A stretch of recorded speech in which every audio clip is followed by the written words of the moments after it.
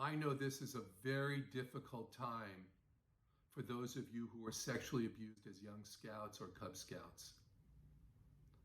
I know this because the publicity surrounding the Boy Scout bankruptcy, which was filed earlier this year, is almost deafening. It's on TV commercials, it's on print advertisements, it's on the radio. And for many of you, it brings up memories you wanted to bury forever. Many of you are still embarrassed or ashamed or confused about what happened to you so many years ago. But you should know this. It was not your fault.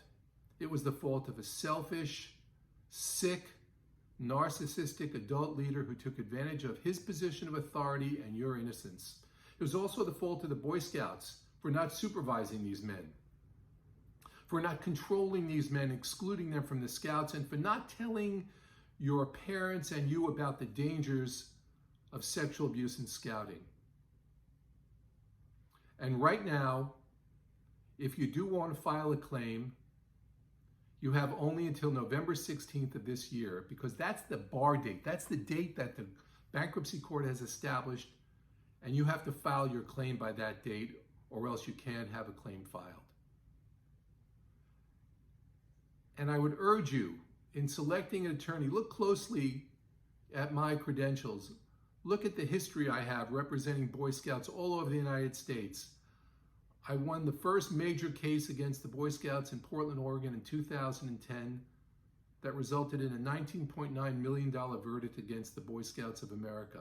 That case unleashed lawsuits all around the United States against the Boy Scouts. Scouts who came forward, who were sexually abused, and stood up and said, no, the Boy Scouts need to be held responsible.